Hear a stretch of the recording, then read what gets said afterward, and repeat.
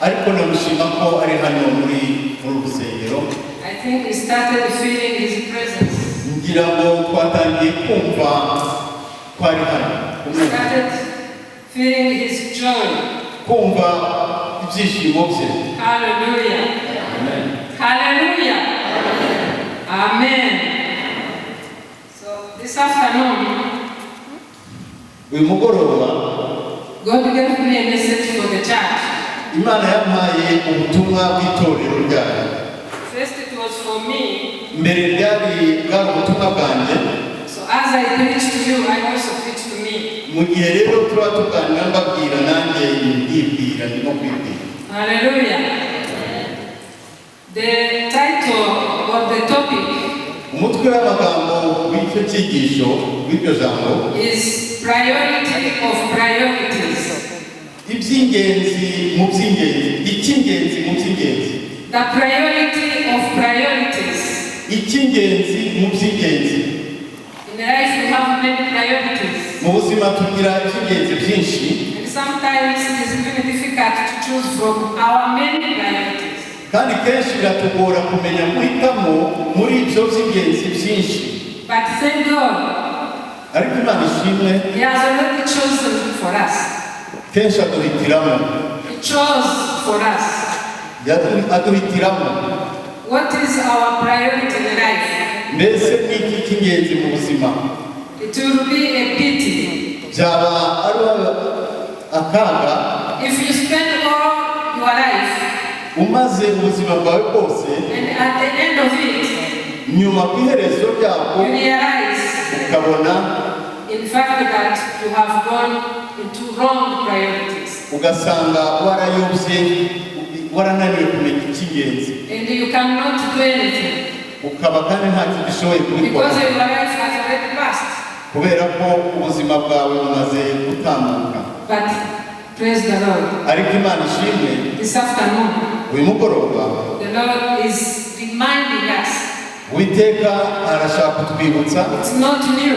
ntabwo ari igishya, He is just reminding us ni ukutwibutsa the priority of priorities. icy'ingenzi mu by'ingenzi. When we talk about priority, Iyo tuvuga iby'ingenzi we talk about one important thing in life: tuvuga ikintu kimwe cy'ingenzi mu buzima, time. igihe. Amen. Did you know that time is the most important thing that God has given us? Mbese wari uzi ko igihe ari kimwe mu bintu bikomeye cyane Imana yaduhaye? God has given every human being Imana yahaye buri kiremwa muntu 24 hours amasaha 28 a day. ku munsi. Amen. Is it true? Ni ukuri? Yes. He Yego. has given us 24 hours a day. Yaduhaye amasaha 28 buri munsi. And He wants to see how you use this time. Ibishaka kureba ni buryo ki ukoresha icyo gihe. That's why it is important to know the priority of priorities. Niyo mpamvu ari iby'ingenzi kumenya icy'ingenzi mu by'ingenzi. Let's go to the Bible. Reka twinjire muri Bibiliya In the Gospel of Luke, mu butumwa bwiza uko bwanditswe na Luka chapter 12, ibice 12 verse 32. umurongo wa 32. Yes. I will read in English, then he will read in Kinyarwanda. Do not fear, little flock, for it is your Father's good pleasure to give you the kingdom. Luke 12:32. Mwamukumbi mutomwe, Luka 12:32. Mwamukumbi mutomwe, ntimutinye kuko so yishimira kubaha ubwami. This is a very short verse. Ni ijambo rigufi cyane. Do not fear. Witinya. This word, do not fear, Iryo jambo witinya it comes in the Bible 365 times. riza rigaruka muri Bibiliya inshuro 365. And we have 365 days in a year. Kandi dore tugira iminsi 365 mu mwaka. Every day ukangutse the Lord is telling you, Imana ibikubwira do not fear. ngo witinya. Hallelujah. Hallelujah. Do not fear. Witinya. Here they use little flock. Little flock. Hano bakoresha ijambo ngo wa mukumbi muto. It can also say, it can be addressed to you individually. Kandi iri jambo ni wowe ribwira mu busanzwe. Ntutinye. Don't fear. Wa mwana mutowe. Little boy. Wa musore we. Young man. Whoever you are. Uriwe wese. Despite of your age. Utitaye ku myaka. Despite of your condition. Utitaye ku bihe urimo. Despite of your circumstances in life. Utitaye ku bikuzengurutse mu buzima bwawe. Despite whether you are known or unknown. Waba uzwi cyangwa utazwi. Do not fear. Witinya. Why? Kuki? Hallelujah. Because kuko there are two words. hari ibintu bibiri. Two words here. Amagambo abiri. One, your father. Irya mbere ni data, iso. One of the revelation Jesus came to give to us. Kimwe mu byahishuwe Imana yaje kuduhishurira kuduha. Jesus came to tell us that God is our Father. Yazanywe no kutubwira ngo Imana ni data, iso. Our God is our Father. Imana yacu ni data. Our God is our daddy. Ni Imana yacu ni data wacu. He is our papa. Ni papa wacu. So do not fear. Noneho rero ntutinye. Hallelujah. Amen. Hallelujah. Amen. Because God is your Father. Kuko Imana ni so. Because God is your daddy. Kuko Imana ni papa wawe. And now it is telling you it is His good pleasure. None irimo kukubwira ngo ni iby'umunezero irabyishimira. Give you the kingdom. Kuguha ubwami. Hallelujah. Amen. Hallelujah. Do you get what it means, kingdom? Mbese urasobanukiwe icyo ubwami iryo jambo risobanuye? Kingdom ubwami is a concept that is far away beyond what we can think of. ni ijambo riri kure cyane rirenze ndetse kenshi ibyo dushobora gutekereza. It can include everything we need in this life. ryinjira mu bintu byose tugira bihura nabyo mu buzima. There is God's kingdom. There is God's kingdom. Hari ubwami bw'Imana. And we were instructed to pray, let your kingdom come. Kandi dusabwa gusenga ngo reka ubwami bwawe buze. That is the first prayer Jesus taught his disciples. Ngiryo isengesho rya mbere Yesu yasenganye n'abigishwa. Pray that the kingdom of God come. Reka ubwami bwawe buze. That what you want in heaven be also accomplished on this earth. Kugira ngo icyo ushaka mu ijuru abe ariko bikorwa no mu isi. Hallelujah. Amen. When we know that God is our Father, iyo tuzi ko Imana ari data, He has good plans for us. kandi ko afite imigambi myiza kuri twe. Amen. Amen. Hallelujah. Amen. The Father cares. Imana itwitayeho. The Father loves. Imana irakunda. When we talk about the Father, iyo tuvuga kuri data umubyeyi, we understand love. dusobanukirwa neza We urukundo. understand care. Twumva neza uko idukura. We understand someone who wants that to have a bright future. Twumva ko hari ibyiza biri imbere bidutegurira. He's the one who wants to give his children very good things. Ni Imana ishaka guha abana ibintu byiza cyane. In fact, by'ukuri His goodness we cannot even define. kugira neza ko ntushobora no kubishobora. Hallelujah. Amen. That's why we do not fear. Niyo mpamvu udakwiriye gutinya. And when we hear kingdom, kandi iyo twumva ubwami, we think about the king. twumva umwami. Amen. Amen. In this world, we have powerful nations. Muri iyi si hariho ibihugu by'ibihanganye. Even they say those are rich countries, others are poor countries. Nubwo havugwa ngo biriya ni ibihugu bikize cyane na biriya ni ibikennye. They even put in the categories G7, G20, third world because of the power of those nations. ndetse babishyira no mu byiciro ngo hari indi ya karindwi ya gatanu ariko hari n'abakene. Why is that? Kuki ibyo ni kuki? What make a country very powerful? Mbese ni iki gituma igihugu kiba igihangange? One, it is a very powerful government. Let me say government. Icya mbere cy'ingenzi ni ubuyobozi bwacyo bukomeye. It's wealthy or riches. Ni ubutunzi. It's economic power. Ubutunzi bw'amafaranga. It is its military power. Ubutunzi bw'ingabo. It is its influence. No kugira gushobora kwemerwa ahandi hanze. Now, none in this kingdom we have been given, muri ubu bwami twahawe, our King is Jesus Christ, the Son of the living God. Umwami wacu ni Yesu Kristo, umwana w'Imana isumba byose. Hallelujah. Amen. How powerful is Jesus? Who can tell me? Ninde watubwira ubuhangange bwa Yesu Kristo? How powerful is Jesus? Ubuhangange bwe Aloisi. Hallelujah. No one can really define it. Our King is above all nations of this earth. Ubwami bwacu buri hejuru y'ubwami bwose bwo muri iyi si. The kingdom have been given nothing to compare with the kingdoms of this world. Ubwo bwami ntabwo washobora kubugereranya n'ubu bwami bwo muri iyi si. Hallelujah. In Hebrews they say, in Hebrews, mu Baheburayo haravuga ngo that the kingdom of Jesus Christ ubwami bwa Yesu Kristo cannot be shaken. ntibushobora kunyeganyezwa. Hallelujah. Amen. It cannot be shaken. Ntibushobora kunyeganyezwa. Whatever may happen,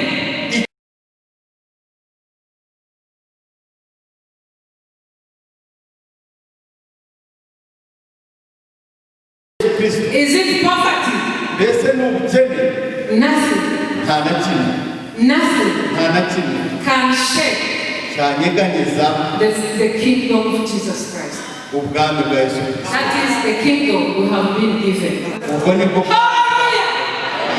That is the kingdom we have been given. nibwo bwami twahawe. Amen. Amen. It would be a problem if we don't know. Byaba ari ikibazo niba ibyo tutabisobanukiwe. It will be painful for God who paid a price we cannot imagine if we don't get that. Byaba ari iby'umubabaro ukomeye cyane ku Mana niba ubwo ko yatanze igiciro gikomeye ibyo tutabisobanukiwe. He gave his own son Yatanze umwana we w'ikinege so that you get the kingdom. kugira ngo uhabwe ubwo bwami. Hallelujah. Amen. Let's go quickly. 1 Peter. Petero wa mbere. Reka tujye muri Petero wa mbere. Chapter 2. Ibice bibiri. I think if you find it first, you can read it.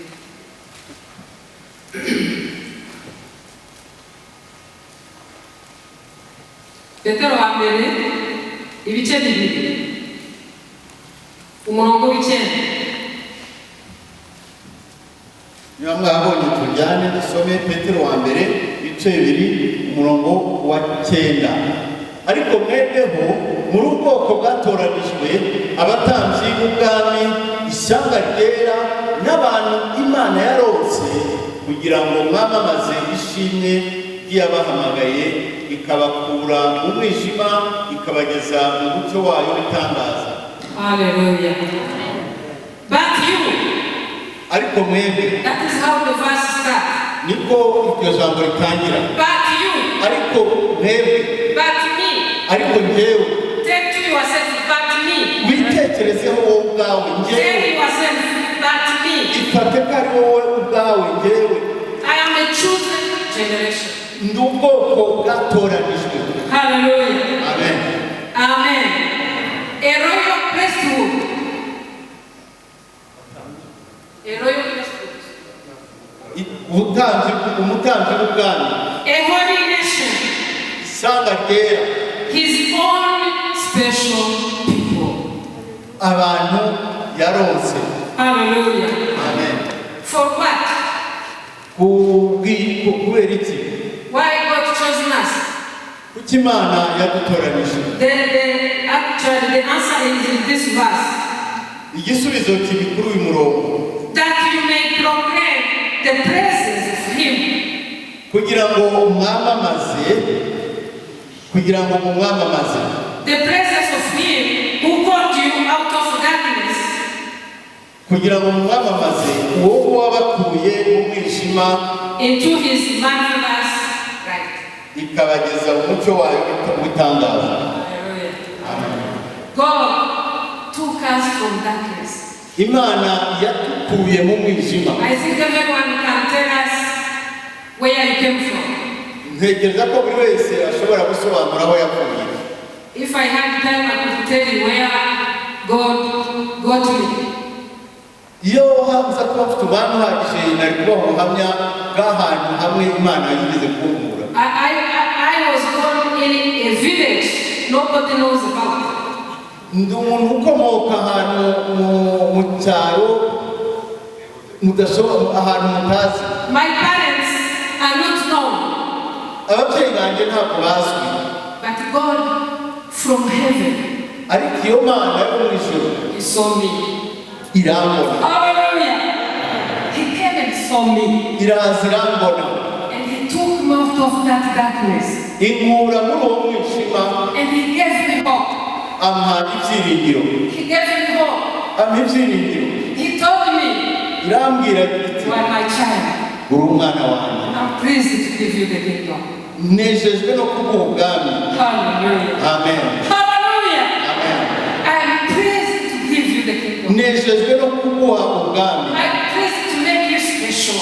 Nejejwe no kugira ikidasanzwe. Why am I special? Kukindi kidasanzwe.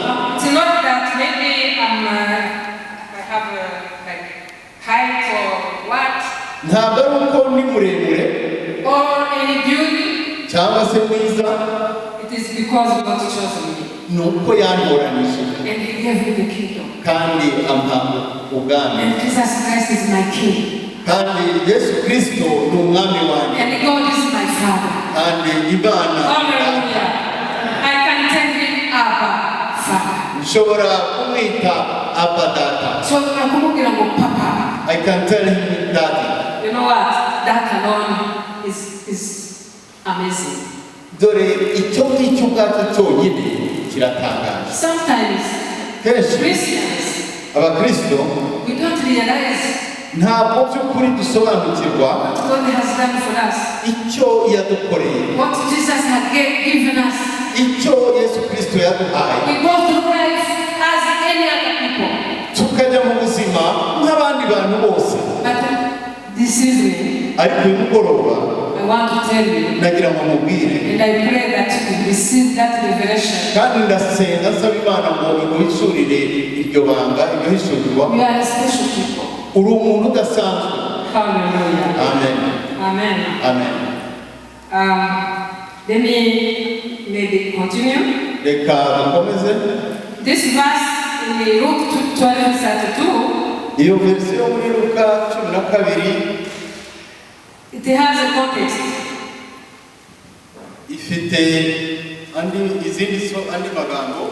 It has a context. It is written in. Hari andi magambo yanditsemo. Ndagira ngo abane gusoma. Let us read it. Let's go to Luke 12:22. I want to show you one facet. I cannot, in the time given me, tell you all the beauty, the glory of the kingdom of God. Mu gihe mfite ntabwo byashobokera ngo mvuge ku bihereranye n'ubwiza n'ibyishimo n'ibiri byose muri ubwo bwami. But let's see at some verses here. It is Jesus himself who talked about these words. Reka tuganire gato ku magambo Yesu Kristo ubwe yivugiye magambo make. Maybe because of time you can read in Kinyarwanda. Verse 22 to 31. Reka dusome duhere kuri 22 Luka 12 duhere ku murongo wa 22 tugeze kuri 31. Abwira abigishwa be ati nicyo gituma mbabwira nti ntimukiganyire ngo mutekereze iby'ubugingo muti tuzarya iki cyangwa iby'umubiri muti tuzambara iki, kuko ubugingo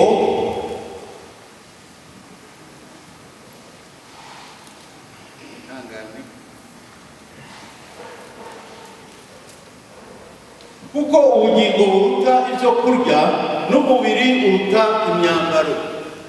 Mwitegereze ibikona bitabiba ntibisarure ntibigira ububiko cyangwa ikigega, nyamara Imana irabigaburira. Mwese ntimuruta ibisiga cyane. Ninde muri mwe wabasha kwiyunguraho umukoro umwe abiheshejwe no kwiganyira? Nuko mutabasha gukora igito rwose, niki kibaganisha ibindi? Mwitegereze uburabyo uko bumera, ntibugira umurimo gukora, ntibuboha imyenda, ariko ndababwira yuko Salomo mu bwiza bwe bwose atarimbaga nka kamwe muri bwo. Ariko Imana ubwo yanika ubwatsi bwo mu gasozi cyo biriho none n'ejo ukajugunywa mu muriro, ntizarushaho kubambika mwebwe bafite kwizera gukene? Ntimugahagarike umutima wo gushaka ibyo kurya n'ibyo kunywa, kandi ntimwiganyire. Ibyo byose abapagani bo mu isi nibyo bashaka. Burya so abazi ko namwe mubikeneye. Ahubwo mushaka ubwami bwe, kuko ariho ibyo muzabyongerwa. Amen. Hallelujah.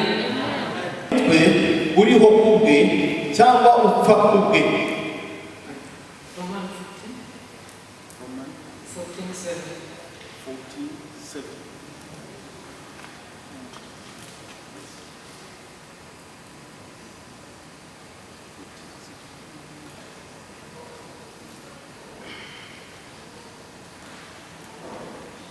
Okay.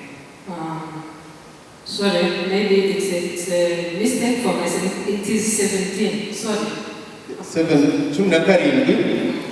Kuko ubwami bw'Imana atari ukurya no kunywa, ahubwo ari ubwo gukiranuka n'amahoro no kwishimira mu Mwuka Wera. Amen. Hallelujah. The verses in Luke 12. Ririya jambo twasomye muri Luka 12. All these verses talk about human needs. Ariya magambo yose twasomye yerekeje kuberanye n'ibyifuzo n'ibibazo by'umwana w'umuntu. And for you, for example, you know that they talk about Maslow hierarchy of needs. Maslow. Wavuze ngo ibintu bikenerwa mu buzima bw'umuntu. Hari umuntu wavuze ibyo bikenerwa k'umuntu. He said, aravuga ati, the needs are first food, icy'ingenzi cya mbere ni icyo kurya, shelter, kugira aho uba, all those needs. Ibyo byose. But the Bible is telling us, ariko Bibiliya ikavuga iti, the kingdom of God ubwami bw'Imana is not about food. Ntabwo ari ibyo kurya. Hallelujah. Amen. The kingdom of God is not about food. Ubwami bw'Imana ntabwo ari ibyo kurya. That's why Jesus said, niyo mpamvu Yesu yavuze, don't worry about food. Mwiganyira mwibaza ku bw'ibyo kurya. Don't think what will we drink. Mwibaza ibyo muzanywa. Don't worry about what we will put on, clothes. Mwiganyira mwibaza ibyo muzambara. Because kubera ko your father knows arabizi that you need them. azi ko mubikeneye. Hallelujah. Amen. And he gave examples. kandi atanga n'ingero. He said, look at the birds. ati nimurebe inyoni. they don't cultivate anywhere. ntaho zihinga, They don't have anywhere to store the food. ntaho zifite zihunika icyo kurya. But you, Father, Ariko mwebwe your Father feeds them. iso arazigaburira nazo, He feeds the birds. agaburira inyoni, And there are so many, kandi murebe ubwinshi bwazo, but He feeds them. ariko arazigaburira. What is your value compared to the birds? Mbese agaciro kanyu kangana iki ugereranyije n'ak'inyoni? He gave another example about the flowers. Atanga urundi rugero rwerekeranyije ku rurabo. Those flowers are glass. Izo ndabo ni ibyatsi, They just react in the morning, in the evening, they are dry. zibaho none mu gitondo nimugoroba zikaba zuma. And Jesus said Nuko Yesu aravuga ati that even Solomon the king ati ndetse na Salomo umwami Salomo never put clothes as beautiful as the flowers. ati na Salomo ubwe mu bwiza bwe bwose ntiyigeze arimba nka rumwe muri ruriya rurabyo. If he can clothe the flowers, Niba ishobora kwambika neza kurimbisha mu rurabyo, don't you think he can clothe you? mbese ntutekereza ko nawe yakurimbisha? Hallelujah. Amen. That is our Father. Uwo ni data, That is our God. iyo ni Imana yacu. We need to think about our value. Dukeneye kumenya gusobanukirwa agaciro kacu. Our beauty Ubwiza bwacu is not external. ntabwo ari ukugaragara hanze. I hope I will not confuse you. Nizere ko ntari mu bacana, Because we have the beauty of God. kubera ko twambaye ubwiza bw'Imana. Hallelujah. Amen. There is even I think a chorus about it. Twambaye ubwiza bw'Imana. Is it right? Ntekereza ko hariho n'ikorasi bivuga ngo twambaye ubwiza bw'Imana. So God loves us Imana rero iratwambara internally and externally. imbere muri twebwe, imbere ariko n'inyuma. Hallelujah. Amen. Hallelujah. Amen. People will look to you and see that glory of God shining on you. Abantu bazajya bakureba, nibakureba babone ubwiza bw'Imana burakurabagiranaho. It's not about the maybe very expensive outfits. Ntabwo bigendana n'imyambaro y'agaciro kanini, Even though God can give those promises to His children, nubwo nayo Imana iha abana bayo, but first ariko we icy'ingenzi have put on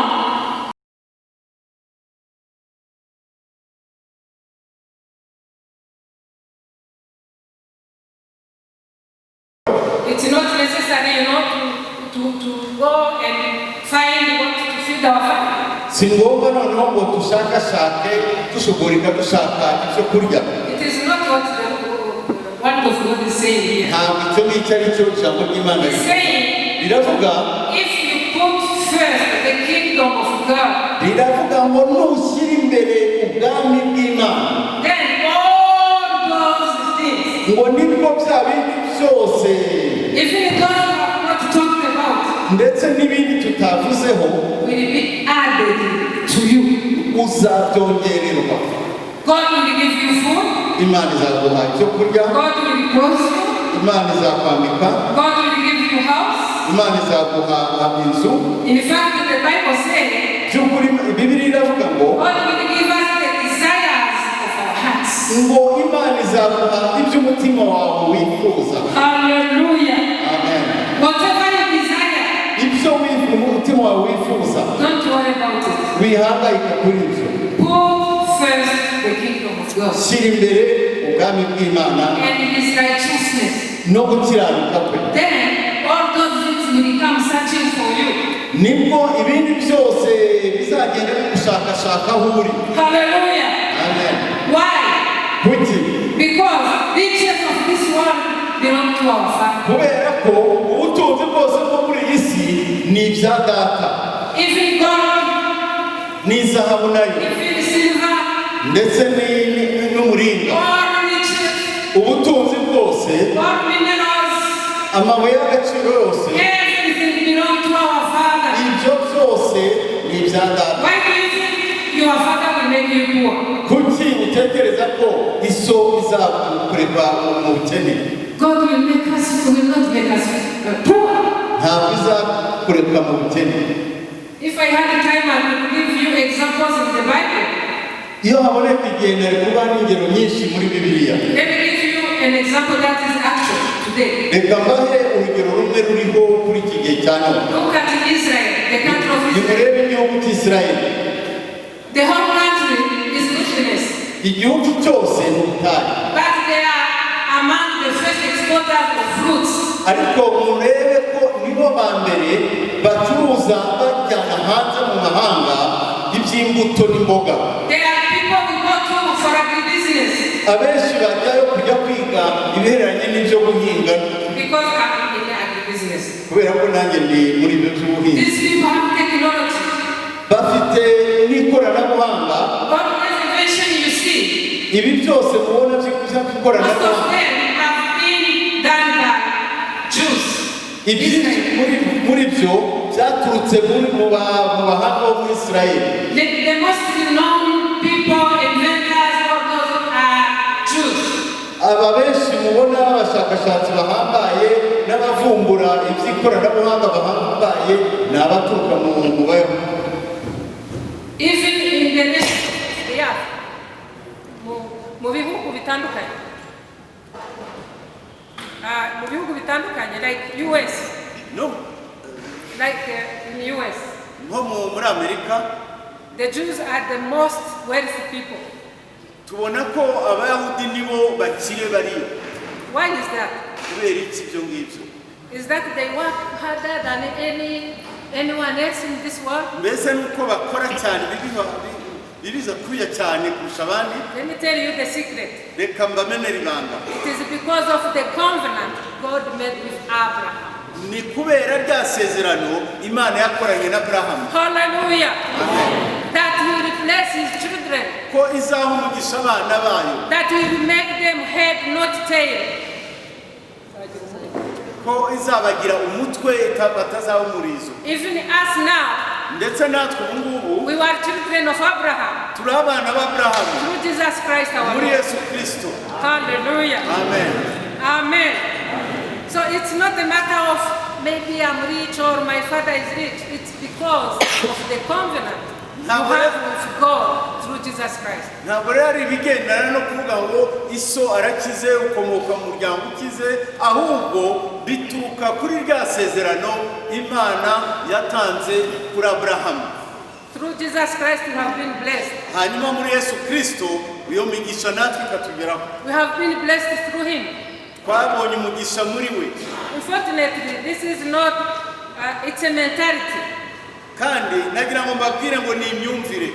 It's not, even if I talk for 2 hours, nubwo navuga amasaha abiri, you can say, oh, we have been blessed this afternoon. mwashobora kuvuga muti rwose uyu munsi twabonye umugisha. But if you don't change the way you are thinking, ariko nudahindura imyumvire yawe, uburyo bwo gutekereza if kwawe, you don't change the way you see yourself, nudahindura uburyo wibona wowe ubwawe, then nothing will change. nta kizahinduka na kimwe. We need to change. dukeneye We guhindura. are children of God. turi abana b'Imana, We are a holy nation. turi ubwoko We bwera, are special people. turi ubwoko budasanzwe, God lives in his people. kandi Imana iba mu bwoko bwayo. If I say this evening nimbabwira uyu mugoroba that God is among you here, ko Imana iri hagati, iri muri don't be mwebwe, shocked. It is true. mwikwibaza byinshi, dore ni ukuri. Hallelujah. amen. It is true. ni ukuri. God is in you. Imana iri muri wowe. God never sleeps. Imana ntigisinzira, But every thought ariko buri gitekerezo he think about you. ibigutekerezaho, He keep you like apple of his eye. ngo ikurinze nk'imboni ry'ijisho ryayo. How precious is that? wumva agaciro kabyo. How precious is that? mbese ibyo ni gaciro ki? I would rather be a child of God, naba umwana w'Imana maybe, than being a daughter of Trump. aho kugira ngo nitwe umwana w'umukobwa wa Trump. Even if you regard me and provide, nubwo yampa byinshi, but my father, ariko data I can even compare to him. sinshobora kubigereranya n'ibyo. Hallelujah. Amen. Hallelujah. Hallelujah. I'm almost done. Turimo kugera ku musozo, But let me tell you something. reka mbabwire ikintu.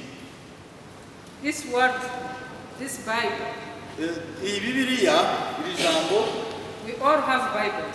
twese dufite Bibiliya, And every country has a constitution. kandi buri gihugu kigira itegeko nshinga. All laws come from there. Amategeko yose n'amabwiriza naho akomoka n'ahaturuka, And they should comply with the constitution. kandi yose agomba kugendera ku itegeko nshinga. I have seen people, Nabonye abantu Christians, abakristo who think God will prosper them batekereza ko Imana izabaho umugisha if they don't read the Bible. batanasoma Bibiliya. That will not happen. Ntabwo bishobora kubaho. Let me tell you that I'm very grateful my pastors are here. Reka mbabwire ko ndanezerewe cyane dore na pasiteri wanjye ari hano, They can correct me if I'm wrong. bankosora niba mvuze ibitari byo, But if you don't base your life on this constitution, ariko nimutubaka ubuzima bwanyu kuri iri tegeko nshinga of the kingdom of God, ry'ubwami bw'Imana, then you will not prosper. nta na rimwe uzagira iterambere. The Bible tells us how to prosper.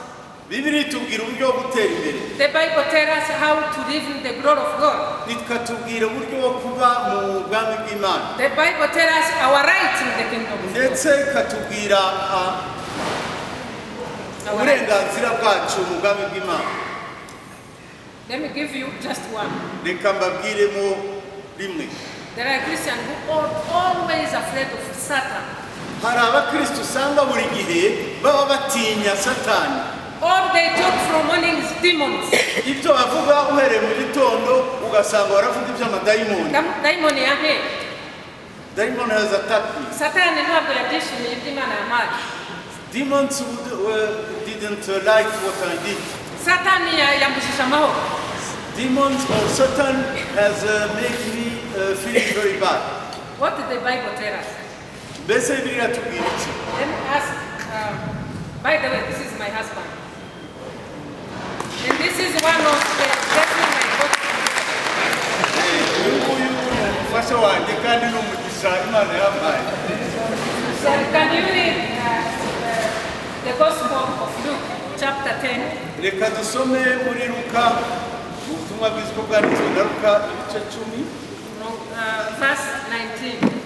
Umurongo wa 19. Luka ibice 10 umurongo wa 19. Revelation, Hari inkuru imwe iri mu gitabo cy'ibyahishuwe where Satan actually, there was a war in heaven. ubwo mu ijuru hari habayemo intambara, And we were told that the archangel Michael, nuko haza marayika Mikayeli, then he fight with the devil. nuko arwana n'umubi, Then he throw him on the earth. nuko amushugunya mu isi. And it is said, Nuko handitse ngo malheur to the earth. mubonye ishyano yewe siwe, Because the devil is coming to you very angry. kuko dore Satani amarukanye umujinya mwinshi, And he know he has a very short time. kandi azi ko afite agahe gato. So why are you surprised that the devil is fighting you? None kututangara kubona Satani akurwanya, He is fighting you. arakurwanya. Jesus said, I saw him coming like lightning and fall to the earth. Yesu abwira abigishwa ati ndamubonye amanutse agwa ameze nk'umurabyo, But ariko I just want to highlight that. But nagira ngo nce akarongo kuri iryo jambo ngo ariko I give you the authority to trample on serpents mbahaye ubutware bwo gukandagira inzoka na sikorupiyo and over all the power of the enemy. n'imbaraga z'umwanzi zose, And nothing kandi nta ntacyo nta na shall kimwe by any means hurt you. kizagira icyo kibatwara. Hallelujah. Amen. Did you hear well? Mbese aho murakurikira muranyumva? I give you authority over the devil. Ndahaye ubutware hejuru y'umwanzi. All his power is under your feet. Imbaraga ze zose ziri munsi y'ibirenge byawe. Nothing will hurt you. Nta na kimwe kizagira icyo kigutwara. It's a matter of no.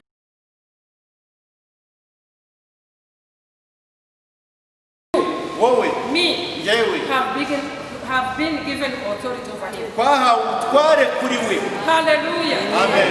Instead of waking up thinking about Satan, Aho kugira ngo ukanguke wibaza iby'ibitero bya Satani, all your time and your words is about Satan. ugasanga igihe cyawe n'amagambo yawe ni ku bya Satani. Talk about the victory we have in Jesus Christ. Vuga kuko kunesha n'ubutwari Hallelujah. n'ubutsinzi.